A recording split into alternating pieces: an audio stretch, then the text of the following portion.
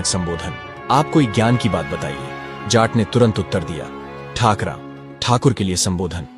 मेरी ज्ञान की बातों के मूल्य होते हैं। मैं एक महत्वपूर्ण बात कहने के 100 रुपये लेता हूं। ठाकुर ने बिना संकोच किए जाट को 100 रुपये दिए और अत्यंत ध्यान से वह पहली सीख सुनी। स्त्री का विश्वास कभी नहीं करना चाहिए। इस बात से प्रभावित होकर ठाकुर ने जाट को 200 रुपये और दिए और उससे 2 और अमूल्य शिक्षाएं सुनी। एक यह थी कि एक काने एक आंख वाले व्यक्ति से अधिक मेल झोल नहीं बढ़ाना चाहिए, अर्थात ऐसे लोगों पर आंख बंद करके भरोसा करना उचित नहीं। और दूसरी यह कि यदि आप किसी व्यक्ति से कोई शारीरिक श्रम करवाते हैं तो उसकी मजदूरी पहले ही तय कर लेनी चाहिए। भूलकर भी यह कहकर कार्य नहीं करवाना चाहिए कि तुम काम कर दो, मैं तुम्हें मनचाहा इनाम देकर खुश कर दूंगा। जैसे ही चौधरी का गांव आ गया, ठाकुर ने सम्मानपूर्वक उसे ऊंट से उतार दिया।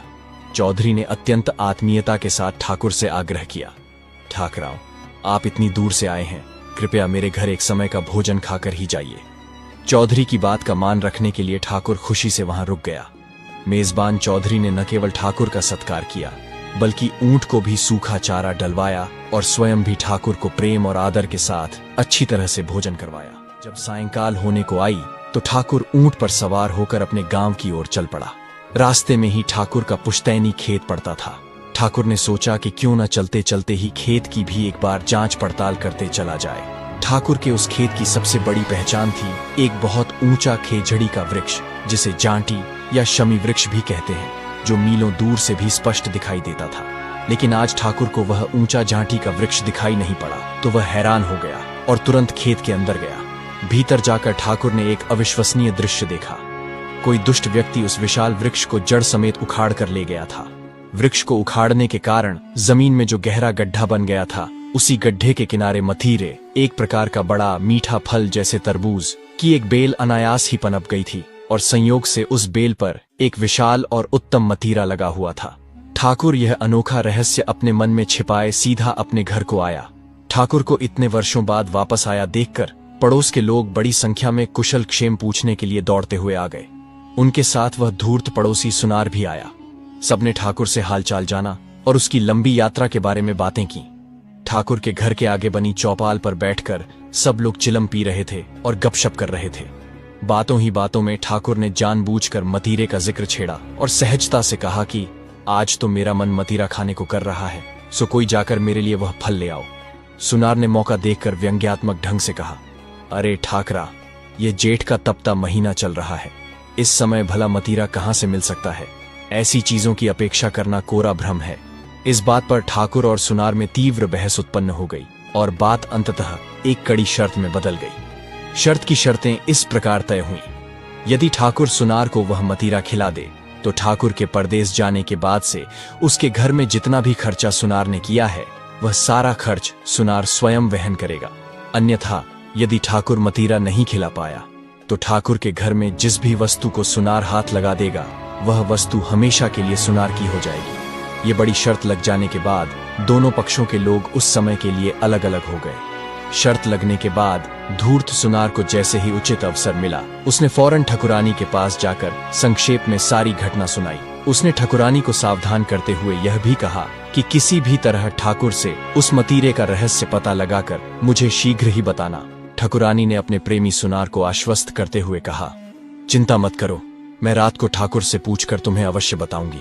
तुम तब तक घर से थोड़ा दूर छिपकर खड़े रहना। रात हुई तो ठाकुर और ठकुरानी ने भोजन किया और दोनों सोने के लिए लेट गए। योजनानुसार ठकुरानी ने सहज बातचीत शुरू की और बातों ही बातों में बड़े लाड़ से ठाकुर से मतीरे का गहन रहस्य पूछ लिया। ठाकुर ने इस बात को टालने की बहुत कोशिश की क्योंकि उसे शायद चौधरी की पहली सीख याद आ रही थी, लेकिन ठकुरानी अपनी बात पर अड़ी रही और भावनात्मक दबाव बनाते हुए बोली, अगर आप यह भेद मुझे भी नहीं बताएंगे तो फिर किसको बताएंगे? सवेरा होते ही तो आप सुनार को मतीरा खिला ही देंगे। रात भर में क्या हो जाएगा? मैं भला किसे जाकर यह रहस्य कहने जाऊंगी? ठाकुर, जो लंबी यात्रा और दिन भर की भागदौड़ से थका हारा था, अपनी पत्नी के प्रेम और झूठे आश्वासन के आगे पिघल गया और उसने मतीरे का सारा रहस्य ठकुरानी को बता दिया। रहस्य बताने के तुरंत बाद ही ठाकुर गहरी नींद में सो गया। ठाकुर के सोते ही विश्वासघाती ठकुरानी उठी और शौच के लिए बाहर जाने का बहाना बनाकर चुपके से घर से बाहर निकली। बाहर खड़े सुनार को उसने दबे स्वर में मतीरे का पूरा भेद बता दिया। भेद मिलते ही सुनार ने एक पल की भी देरी नहीं की। वह उसी रात ठाकुर के खेत में गया और पूरे मतीरे को बेल सहित जड़ से उखाड़कर चुपचाप अपने घर ले आया। अगली सवेरा हुआ तो ठाकुर, सुनार और गांव के बहुत से लोग शर्त का निपटारा करने के लिए ठाकुर के खेत पर गए, लेकिन वहां तो मतीरा पहले ही गायब हो चुका था। ठाकुर अपने ही घर के विश्वासघात के कारण शर्त हार गया। सुनार ने जीत के अहंकार में अपनी मूंछों पर ताव दिया और ठाकुर से शर्त के अनुसार चीजों पर हाथ लगाने की तैयारी शुरू कर दी। अपमानित और हताश ठाकुर ने सुनार से विनती की और 10 दिन की मोहलत मांगी ताकि वह कोई उपाय सोच सके। सुनार ने उसे 10 दिन का समय दे दिया। हार मानकर और उदास मन से ठाकुर अपने घर लौट आया। हार और अपमान से दुखी ठाकुर अपने मन में पूरी तरह निश्चित हो चुका था कि ठाकुरानी ने ही विश्वासघात करके सारा दांव बिगाड़ा है। लेकिन उसने ठाकुरानी से नाराजगी व्यक्त नहीं की, बल्कि ऊंट पर सवार हुआ और समस्या का हल जानने के लिए तुरंत अपने मित्र चौधरी के घर चल पड़ा। उस समय चौधरी स्वयं घर पर नहीं थे। वे कहीं न्याय का फैसला करने के लिए बाहर गए हुए थे। चौधरी की पत्नी जाटनी ने अतिथि का सत्कार किया और ठाकुर की खूब आवभगत की। भोजन करने के बाद ठाकुर समय काटने के लिए गांव में भ्रमण करने निकल गया। रास्ते में उसे एक काना व्यक्ति मिला। ठाकुर ने तुरंत चौधरी की दूसरी सीख को अनदेखा करते हुए उससे शिष्टाचारवश बातचीत की। काना आदमी चालाकी से बोला, ठाकरा, मैंने 100 रुपये लेकर आपके पास अपनी एक आंख गिरवी रखी थी, सो आप अपने रुपये ब्याज सहित ले लें और मेरी आंख मुझे वापस दे दें। काने की यह अटपटी बात सुनकर ठाकुर भौंचक्का रह गया और उसे तुरंत अपनी दूसरी बड़ी भूल महसूस हुई। काने को ठाकुर ने कहा कि मैं अमुक चौधरी के घर ठहरा हूं, तुम भी वहीं आ जाना। ठाकुर फिर आगे बढ़ा और उसने देखा कि उसका एक जूता पूरी तरह फट गया है, सो उसने सोचा कि इसकी मरम्मत करवा ली जाए। उसने जूते गांठने वाले एक चमार को अपना फटा हुआ जूता दिया और कहा, इस जूते की मरम्मत ठीक ढंग से कर दो, मैं तुम्हें मनचाहा इनाम देकर खुश कर दूंगा। चमार ने जूता ठीक कर दिया तो ठाकुर ने उसे 1 रुपया देते हुए कहा, लो, अब तो संतुष्ट होना। ठाकुर ने सोचा कि वह 2 आने की मजदूरी के बदले इतना अधिक दे रहा है, इसलिए यह आदमी बहुत खुश होगा। लेकिन चमार ने असंतोष दिखाते हुए कहा, नहीं, मैं खुश नहीं हुआ। तब ठाकुर उसे 2 रुपये देने लगा, लेकिन चमार फिर भी संतुष्ट नहीं हुआ। अंत में ठाकुर ने चमार को 10 रुपये देकर खुश करना चाहा, फिर भी चमार प्रसन्न नहीं हुआ। इस घटना से ठाकुर ने तीसरी बार अपनी गलती महसूस की, मजदूरी पहले तय न करने की। उसने चमार से भी कहा कि मैं अमुक चौधरी के घर ठहरा हूं, तुम वहीं आ जाना, वहीं मैं तुमको खुश कर दूंगा। ठाकुर लौटकर चौधरी के घर पहुंचा तो उसने देखा कि चौधरी स्वयं भी लौट आए हैं और वे दोनों दोगले काना व्यक्ति और लालची चमार भी वहीं बैठे हैं। ठाकुर ने चौधरी से शिष्टाचार किया और सारी घटना, शर्त हारने से लेकर रास्ते में हुई काने और चमार वाली घटनाओं तक शुरू से अंत तक कह सुनाई। चौधरी ने गंभीरता से ठाकुर को ढाढ़स बंधाया और कहा कि तुम चिंता मत करो, सब काम ठीक हो जाएगा। सबसे पहले काने आदमी की बात सुनकर चौधरी ने कानूनी लहजे में कहा, ब्याज सहित तुम्हारी तरफ 160 रुपये बनते हैं, सो तुम रुपये दे दो और अपनी गिरवी रखी हुई आंख ले लो।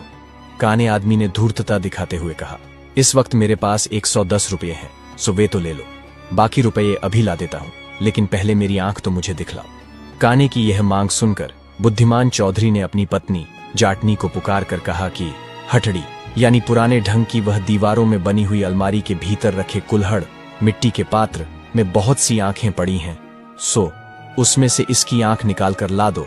जाटनी ने अपनी छोटी बेटी के हाथ कुल्हड़ में से हिरण की एक आंख निकालकर भेजी, लेकिन काने ने झट से कहा, यह आंख मेरी नहीं है। जाटनी ने दूसरी आंख भेजी, लेकिन काने ने उसे भी स्वीकार नहीं किया। इसी प्रकार जाटनी ने कई बार कुल्हड़ में से भिन्न भिन्न आंखें निकालकर भेजी, लेकिन काना हर बार इनकार करता गया। तब जाटनी ने क्रोधित होकर अंदर से ही ऊंची आवाज में पुकार कर कहा, कुल्हड़ में तो बहुत सारी आंखें पड़ी हैं, तुम इसकी दूसरी आंख निकाल कर भेज दो तो उसकी जोड़ी मिलाकर आंख निकाल दूंगी। इस तरह आंखें ढूंढने से कुछ पता नहीं चलता। जाटनी की यह बात सुनकर काना आदमी हक्का बक्का रह गया और उसे लगा कि उसकी चोरी पकड़ी गई है। वह तुरंत वहां से 9-2-11। अब चतुर चौधरी के सामने चमार की बारी आई। चौधरी ने चमार से सीधा सवाल किया कि ठाकुर, तुझे एक जूता मरम्मत करने के मजदूरी स्वरूप 10 रुपये दे रहा है, फिर तू और किस चीज की मांग करता है? लेकिन लालची चमार ने हठपूर्वक उत्तर दिया, नहीं, मैं बिल्कुल खुश नहीं हूं। तब चौधरी ने अपनी अंतिम चाल चली। उसने गंभीर स्वर में कहा आज ही बादशाह के घर शहजादा का जन्म हुआ है और मैं अभी अभी बादशाह को बधाई देने के लिए शाही दरबार जा रहा हूं। सच सच बता, तू खुश है या नहीं? चौधरी की पहुंच सचमुच राज दरबार तक थी और चमार इस बात को अच्छी तरह से जानता था। चौधरी की यह बात सुनकर चमार गहरी दुविधा में पड़ गया। उसने मन ही मन सोचा कि अगर बादशाह को पता चला कि मैं चौधरी की बात नहीं मानता तो उनके गुस्से से मुझे कोई बचाने वाला नहीं होगा। अतः डरकर चमार ने झट से कहा, चौधरी, मैं अत्यंत खुश हूं। इतना कहकर वह चमार भी तुरंत वहां से चलता बना। चमार के वहां से चले जाने के बाद चौधरी ने अगली योजना बनाते हुए ठाकुर से कहा, तुम शीघ्र ही घर पर जाकर घर के आंगन के बीचों बीच एक बहुत ऊंचा चबूतरा बनवा लो, लेकिन इस बात का ध्यान रहे कि उस चबूतरे पर चढ़ने के लिए सीढ़ियां मत बनवाना। चौधरी ने आगे कहा, जिस दिन सुनार द्वारा दी गई 10 दिन की अवधि पूरी होगी, मैं ठीक समय पर स्वयं ही तुम्हारे घर आ जाऊंगा। इसके बाद चौधरी ने ठाकुर को वे रुपये दे दिए जो उसने काने आदमी से लिए थे। चौधरी के कहे अनुसार ठाकुर ने घर आकर तुरंत आंगन में एक बहुत ऊंचा चबूतरा बनवा लिया।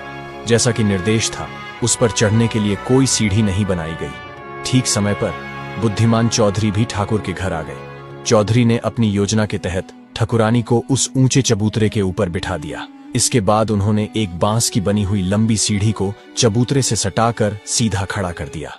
फिर चौधरी ने ठाकुर के घर की सभी वस्तुएं बाहर निकलवाकर आंगन में व्यवस्थित ढंग से रखवा दी। शर्त का निपटारा देखने के लिए सुनार और गांव के अन्य तमाम लोग भी ठाकुर के घर आ गए। सुनार ने आंगन में रखी सारी वस्तुएं देखीं। फिर उसने लालच में आकर घर का कोना कोना छान मारा, लेकिन उसे ठकुरानी कहीं दिखाई नहीं दी। तभी चबूतरे के ऊपर बैठी ठकुरानी ने ध्यान आकर्षित करने के लिए खखारा यानी खांसने जैसा गला साफ करने की आवाज किया। सुनार तुरंत जान गया कि ठकुरानी ऊपर बैठी है। वह बड़ी सावधानी से उस सीधी खड़ी बांस की सीढ़ी के सहारे ऊपर चढ़ने लगा, लेकिन वह थोड़ा ही ऊपर चढ़ा था कि असंतुलन के कारण सीढ़ी उलटने लगी। गिरने के भय से सुनार ने घबराकर अपने दोनों हाथों से सीढ़ी को कसकर थाम लिया। बस इसी क्षण पास खड़े चौधरी ने तुरंत सुनार का हाथ पकड़ा और कड़क आवाज में कहा, सुनार, तुमने शर्त रखी थी कि तुम जिस चीज को हाथ लगाओगे वह तुम्हारी हो जाएगी। तुमने अभी अभी इस सीढ़ी को हाथ लगाया है, अतः शर्त के अनुसार यह सीढ़ी अब तुम्हारी हुई। इसे उठाकर अपने घर ले जाओ। गांव के अन्य लोगों ने भी एक स्वर में चौधरी की बात का जोरदार समर्थन किया। विवश और लाचार सुनार अपना सारा अहंकार छोड़कर वह बांस की सीढ़ी उठाकर अपने घर को चला गया। सभी उपस्थित लोगों ने बुद्धिमान चौधरी के अनोखे न्याय और चतुराई की भरपूर प्रशंसा की। न्याय हो जाने के बाद चौधरी ने वे 300 रुपये भी ठाकुर को लौटा दिए जो उसने पहले ज्ञान की बातें कहने के बदले ठाकुर से लिए थे। ठाकुर अत्यंत भावुक हो गया। उसने शर्मिंदगी महसूस करते हुए कहा, चौधरी, वास्तव में ही तुम सच्चे न्याय करता हो। मुझे याद है, तुम्हारे साधारण और मैले कुचैले कपड़ों को देखकर उस दिन मुझे अज्ञानतावश हंसी आ गई थी, लेकिन अब मैं अपनी उस बड़ी भूल के लिए तुमसे हृदय से माफी मांगता हूं। ये कहानी एक ठाकुर के धोखे से हारने और फिर एक बुद्धिमान जाट चौधरी की मदद से जीतने की कथा है। ठाकुर अपनी पत्नी पर विश्वास करके और व्यावहारिक जीवन की शिक्षाओं को नजरअंदाज करके जाल में फंस जाता है। चौधरी अपनी असाधारण चतुराई का उपयोग करते हुए सुनार के लालच को उसी पर पलट देते हैं। कहानी हमें सिखाती है कि भरोसा हमेशा सोच समझकर करना चाहिए, क्योंकि अंधा विश्वास अक्सर विनाश का कारण बन जाता है। लालच, धोखा और छल अंत में केवल शर्मिंदगी देते हैं, जबकि सच्चाई, बुद्धिमानी और धैर्य हर कठिनाई का मार्ग खोल देते हैं। और व्यक्ति का मूल्य उसके वस्त्रों से नहीं, बल्कि उसकी नीयत, समझ और न्यायप्रियता से आंकना चाहिए। यदि आपको यह प्राचीन और ज्ञानवर्धक कथा पसंद आई हो तो कृपा करके इस वीडियो को लाइक करें, अपने मित्रों के साथ शेयर करें और हमारे चैनल को सब्सक्राइब करके हमारा उत्साह बढ़ाएं।